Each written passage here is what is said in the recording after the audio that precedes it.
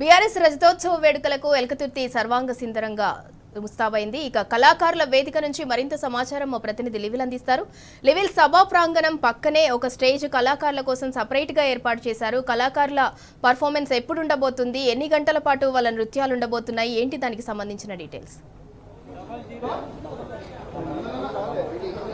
తెలంగాణ స్వరాష్ట్రం కోసం ఆనాడే తెలంగాణ స్వరాష్ట్రం కోసం ఉద్యమించారు. ఉద్యమంలో అనేక పాటల రూపంలో తెలంగాణ స్వరాష్ట్ర ఆకాంక్షను నెరవేర్చడంలో కళాకారుల పాత్ర మరవలేనిది. బీఆర్ఎస్ అధినేత కేసీఆర్ కు వెన్నంటి ఉండి రసమై బాలకిషన్ ఎన్నో పాటలు పాడి తెలంగాణ స్వరాష్ట్రంలో పాల్పంచుకోవడం జరిగింది. ఉద్యమకారుడిగా సిద్దిపేట పురిటిగడ్డ నుంచి బీఆర్ఎస్ అధినేత కేసీఆర్ తో పాటు నడిచి ఇవాళ 25 సంవత్సరాల పండుగ జరుపుతున్న నేపథ్యంలో మరోసారి మనతో మాట్లాడడానికి రసమై బాలకృష్ణ చెప్పండి. ఇవాళ ఆనాడు సిద్దిపేటలో ఒక్కడిగా మొదలైన అడుగు ఇవాళ 25 సంవత్సరాలు పూర్తి చేసుకుంది. ఈ నేపథ్యంలో ఆనాడు తెలంగాణ ఉద్యమంలో మీ పాట గొంతుక ఏ విధంగా వినిపించింది, ఇవాళ మరొకసారి ఈ ప్రతిపక్ష పాలన ప్రభుత్వ పాలనలో ఇవాళ విసిగిపోతున్న ప్రజలకు మీరు ఏం సమాధానం చెప్తున్నారు 25 సంవత్సరాల వేడుక నుంచి? ముఖ్యంగా ఇది తెలంగాణ కోటి రతనాల వీణ, గుండె బగిలి కథన రాగమాలపించి పొలికేక పెట్టిన ఇది రుద్ర వీణ.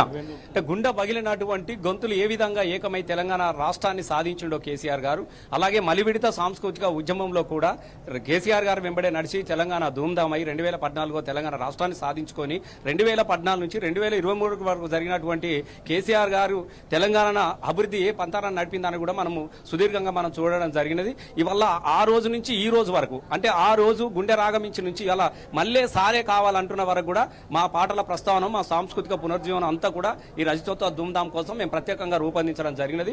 ముఖ్యంగా మనం ఇటీవల కాలంలో మనం చూస్తూ ఉన్నాము, ఇక్కడ 2014 తర్వాత ఉండు పైలంగుండ అమ్మమాయమ్మ, బొంబాయి పోతున్న తల్లిమంటి పాటలు లేవు, ప్రజల యొక్క ఆకలి చావులు లేవు, రైతన్నల ఆత్మహత్యలు లేనటువంటి ఒక గొప్ప తెలంగాణను మనం చూసినాము. ఆ 10 సంవత్సరాల తర్వాత ఇలా సంవత్సరాన్నర కాలం కూడా పూర్తి కాలేదు. మళ్ళీ వలసలు మొదలైనాయి, మళ్ళీ రైతన్నల ఆత్మహత్యలు మొదలైపోయినాయి. మళ్ళీ ప్రజలందరూ కూడా సార్ అబద్ధాలను నమ్మినాము, మేము మోసపోయి గోసపడతా ఉన్నాం సార్, మళ్ళీ సారే కావాలని చెప్తున్నామని చెప్పేసి ఇలా ప్రతి ఊర్లో ఏ గడపను తట్టినా ఏ తల్లిని పలకరించినా కూడా ఇదే మాటలు మాకు వినబడుతున్నటువంటి సందర్భంలో ప్రజల యొక్క ఆశయాలు, ప్రజల ఆరాటం ఏ విధంగా ఉందో దాని మీద అన్ని కూడా మేము పాటలు అల్లుకోవడం జరిగినది. దీనికి సంబంధించినటువంటి పాటలు కేసీఆర్ గారితో కూడా మేము ప్రత్యేకంగా సమావేశం కావడం జరిగినది. వారి సూచన మేరకు ఎలాంటి పాటలు ఉండాలి, ఎలాంటి ప్రదర్శన ఉండాలి, ఎవరెవరు పాడాలని కూడా మేము నిర్దిష్టంగా ఒక 3 రోజులు మేము రిహార్సల్ చేసుకోవడం కూడా జరిగినది. మరో గంటలో మన ధూమ్ధాం కూడా ఇప్పుడిప్పుడు అందరూ చేరుకుంటా ఉన్నారు.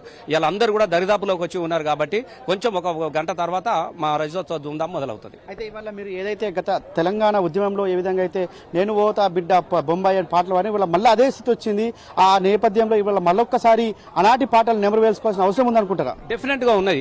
ఎందుకంటే ఏ దుఃఖం పోవాలని చెప్పేసి మనము ఇంతమంది బిడ్డలను పోగొట్టుకున్నాము. ఒకనొక సందర్భంలో నేను మరణించైనా పర్వాలేదు, నా చావుతో తెలంగాణ వస్తుంది అని మీరు భావించుకుంటే నేను చావడానికి సిద్ధంగా ఉన్నాను అన్నటువంటి కేసీఆర్ గారి మాటలు కూడా ఈ సందర్భంగా గుర్తు చేసుకోవాల్సినటువంటి అవసరం ఉన్నది.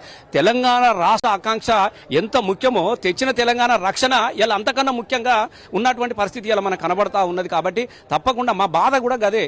ఏ దుఃఖం పోవాలని అయితే మేము పాటలు అల్లుకున్నామో, తాగబోతే నీళ్లు లేక తిన్నదాలో పల్లె పల్లెన పల్లేరు మొరిసే అని చెప్పేసి అవి పోవాలని చెప్పేసి ఇలా పచ్చని మొలకలు చూసినటువంటి సందర్భంలో మళ్ళీ పాత పాటలను గుర్తు చేసుకోవడం, మళ్ళా పాత జీవితాన్ని గుర్తు చేసుకోవడం అనేదే చాలా విషాదకరమైనటువంటి పాటగా మేము భావించుకుంటా ఉంటున్నాం. తప్పకుండా ఆ పాటలను తిరిగి తెలంగాణలో మళ్ళీ అడుగు పెట్టనీయము. ఆ దుఃఖము ఒడిసిన దుఃఖం మళ్ళీ ఆ దుఃఖాన్ని మేము నిలబడనీయం.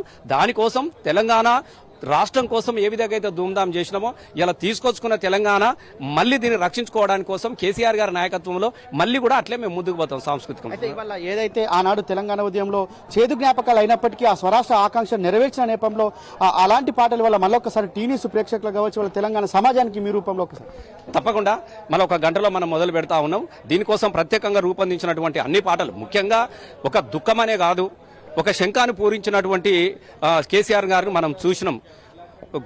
కోట్లాది గొంతులను కదిలించినటువంటి పాటలు కూడా మనం చూసినాము. కోట్ల గొంతులను ఏకం చేసింది జెండా అని. ముఖ్యంగా ఇలా గులాబీ జెండా పండుగకు సంబంధించినటువంటి ఎక్కువ కూడా మేము ఫోకస్ చేసినాం. ఎందుకంటే భారతదేశంలో స్వతంత్ర జెండా ఎంత ముఖ్యమో స్వరాష్ట్ర జెండా అంటేనే గులాబీ జెండా. కాబట్టి ఈ జెండా విశిష్టతను, ఈ జెండా ఏ విధంగా పోరాటం చేసిందో దాన్ని కూడా మేము మా పాటల ద్వారా ఆటల ద్వారా ఇక్కడ ప్రతిష్ఠించడం. ప్రధానంగా 25 సంవత్సరాలు అడుగుతున్న నేపథ్యంలో ఇవాళ ప్రధాన కళాకారులకు కావచ్చు, తెలంగాణ సమాజానికి మీరు ఒక మెసేజ్ ఏమిస్తున్నారు? ముఖ్యంగా దీని నుంచి చాలా గొప్ప మార్పులు జరుగుతూ ఉంటాయి. ఎందుకంటే వాళ్ళందరూ కూడా ప్రతి ఒక్కరిని కదిలించిన చిన్న పిల్లగాలు పసి పాప నుంచి కూడా ఆ రోజు కడుపులో ఉన్న పిండం అడిగింది కనబోయే తల్లిని పోరు చెయ్య జల్దీ కనమంది. అమ్మ కేసీఆర్ గారు తెలంగాణ గులాబీ జెండా పట్టిండు, నెలలు నిండని పసిగుడ్డు తల్లి పొత్తి కడుపులను తన్నుకొని అమ్మ నన్ను కనమ్మా తొందర కనమ్మా నేను కూడా తెలంగాణ ఉద్యమంలో భాగస్వామ్యం అయితే కేసీఆర్ గులాబీ జెండా పట్టుకొని పరిగెడతా అన్నటువంటి భావన ఏ విధంగా అయితే కలిగించిండో ఇప్పుడు ఈ సంవత్సర కాలం తర్వాత మోసపోయి ఎట్లా గోసపడ్డమో మళ్ళీ దీన్ని పాతర వేసేయడానికి కోసము మళ్ళీ నీ ఎంబడి నడుస్తామని అనేదాకా తప్పకుండా మా ఆటలన్నీ కూడా ప్రదర్శిస్తాం. ఇవాళ ఏదేమైనప్పటికీ మరి కాసేపట్లో ఈ కళాకారుల వేదిక నుంచి మేము ఖచ్చితంగా ఆనాడు తెలంగాణ ఉద్యమం కోసం కావచ్చు, ఆనాడు తెలంగాణ స్వరాష్ట్ర ఆకాంక్ష కోసం పాడిన పాటలు మళ్ళీ వినిపిస్తాం.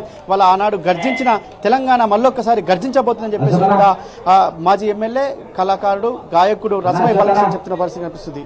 Vote studio.